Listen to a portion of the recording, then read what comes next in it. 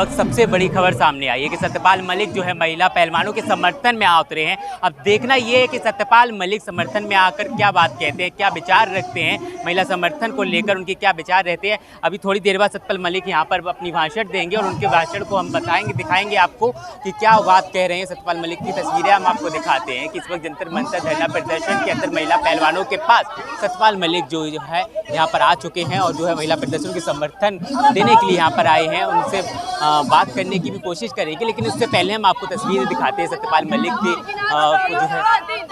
लेकिन आज जो है प्रदर्शन को जो 20 दिन से ज़्यादा हो चुका है, लेकिन सबसे बड़ा नाम आज जो है प्रदर्शन में शामिल हुआ है सत्यपाल मलिक जी का। तो क्या कुछ बातें रहेंगी, उन सब बातों को देखकर हम उनके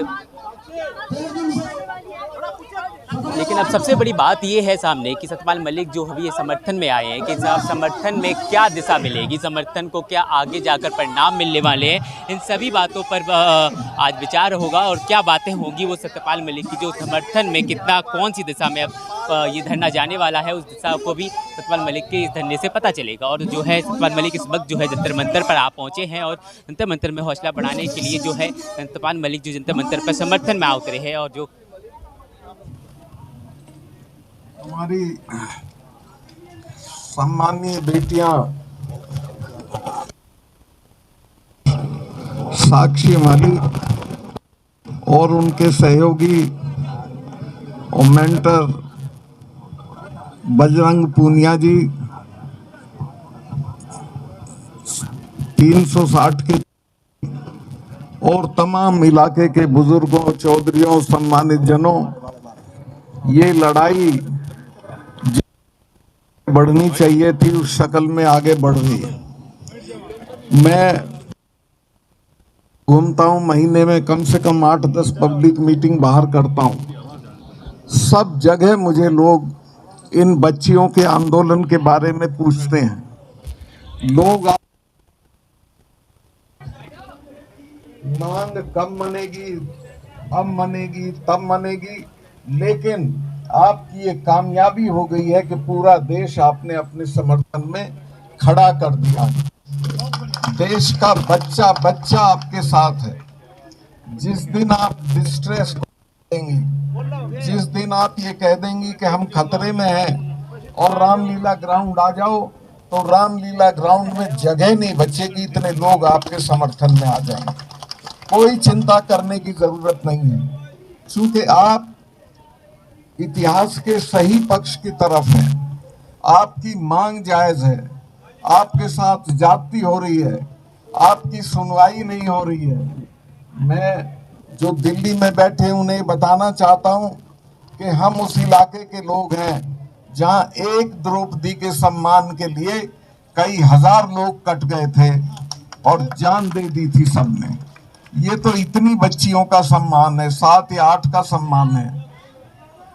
कितने लोग कट जाएं, मर जाएं, बर्बाद हो जाएं, लेकिन इनका सम्मान हम रेस्टोर करके छोड़ेंगे, इसको वापस लेके छोड़ेंगे। मैं इमरजेंसी में जेल में था, तो वहां मैंने महाभारत पढ़ा था। उसमें एक एपिसोड आता है जिसमें कृष्ण भगवान सवेरे सवेरे द्रौपदी के पास पहुंचते हैं और हाथ जोड़ के बैठ जाते हैं। द्रौपदी पूछती है क्या हुआ, कहने लगे नहीं, मुझे तुमसे एक भिक्षा चाहिए, मैं कुछ मांगने आया हूं। द्रौपदी ने कहा क्या मांगने आए हो? तो उसने कहा मुझे अपनी और अर्जुन की, 2 लोगों की हमारी जान बख्श दो, चुके मुझे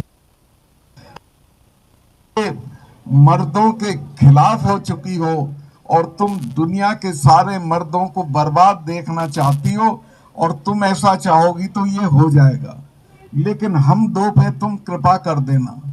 अगर इन बच्चियों के साथ ज्यादा जाती हुई तो पता नहीं कितनी बर्बादी के बाद ये मांग माननी पड़ेगी इनको, जो आज नहीं मान रहे हैं। चौधरी वीरेंद्र सिंह जी ने मेरी पार्टी बीजेपी बता दी। मैं तो जिस दिन गवर्नर बना था उसी दिन पार्टी से ताल्लुक खत्म हो जाता। मेरा कोई ताल्लुक नहीं है और जिंदगी में उस तरफ कभी देखूंगा नहीं। मैं तो उस लड़ाई में कूद पड़ा हूं जिसमें इनको बेदखल करना है, जिसमें इनको हटाना है। अकेले पुलवामा का जो मैंने रहस्य उद्घाटन किया है, अगर इसी को लेके हम गांव गांव चले गए, अब ये फैल गया है। टीवी पे तो इसको नहीं आने दिया था उन्होंने, उसी दिन शाम को ये पाबंदी लगा दी थी कि पुलवामा के मामले पे एक लाइन नहीं जानी चाहिए। लेकिन ये हमारे बच्चे जो वो करते हैं, इससे सोशल मीडिया घर घर चला गया है। हर आदमी पूछ रहा है कि अच्छा हमारे बच्चे मरवा दिए इन्होंने सिर्फ अपनी राजनीति के लिए, कोई जांच नहीं की उस मामले में। और मैंने यही कहा था कि हमारी गलती से हुआ, तो मुझे कहा गया कि चुप हो जाओ। मैं समझा इसलिए चुप कर रहे हैं कि जांच कराएंगे। आज तक कोई जांच उसकी नहीं हुई है। 42 बच्चे हमारे सब घरों के जवान बच्चे चले गए और इनको कोई उसका असर नहीं हुआ। तो ये इतना बड़ा मुद्दा है कि ये तो इसी पे जिबे हो जाएंगे, इनका पता भी नहीं चलेगा कहाँ चलेंगे। और ये बच्चियों के साथ जो अन्याय कर रहे हैं, ये सर पे चढ़ के बोलेगा।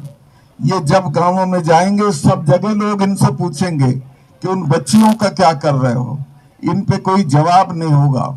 इसलिए मैं जो भी बीजेपी से जुड़े हुए लोग हैं उनसे कहना चाहता हूं कि अपनी जान बचानी है तो अभी से दबाव डालो कि इन बच्चियों के सवाल को मान लें, इनकी मांग को मान लें, इनका अपमान ना करें। मैंने देखा रात में जब ये बारिश में वो अपने लिए तख्ते मंगवा रही थी, तब इनके साथ पुलिस का जो व्यवहार था वो बहुत शर्मनाक था। लेकिन यहाँ तो सब प्रशासन में शर्म खत्म हो चुकी है, सरकारों में तो हो ही चुकी है, लेकिन जनता में अभी बची हुई है।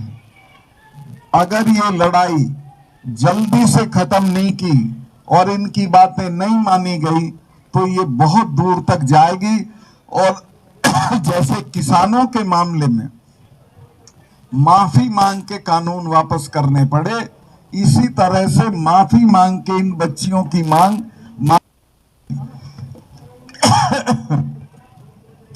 अभी तो मैं तो कोई राजनीतिक बात करना नहीं चाहता हूं। मैं जब प्रधानमंत्री जी से मिलने गया किसानों के मामले पे, और मैंने उन्हें कहा साहब ये 6 महीने से पड़े हैं, इनसे अब तक बात नहीं हुई है, कुछ बातचीत हो जाए, इनको कुछ ले दे के निपटा दीजिए। तो बोले चले जाएंगे सतपाल, क्यों फिक्र करते हो।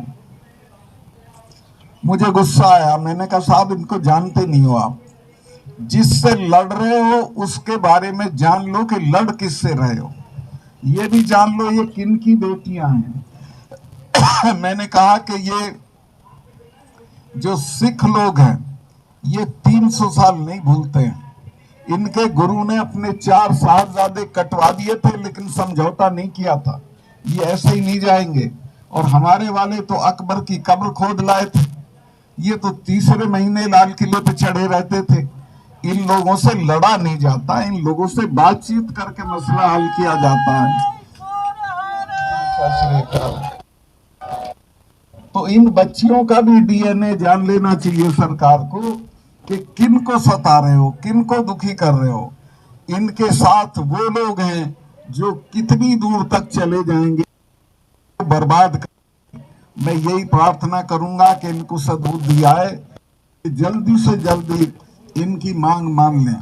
अभी मैं जब ये मेडल जीत के आती हैं, एक तो मैं आपको बताऊं, जब ये पोडियम पे खड़ी हो और तिरंगा लहराया जाता है, राष्ट्रगान गाया जाता है, तो हर आदमी के बदन में एक झुरझुरी हो जाती है। लेकिन अच्छा उस वक्त इनकी जात नहीं पूछते, ये 10 मेडल लाई है, कितनी किस जाति की हैं।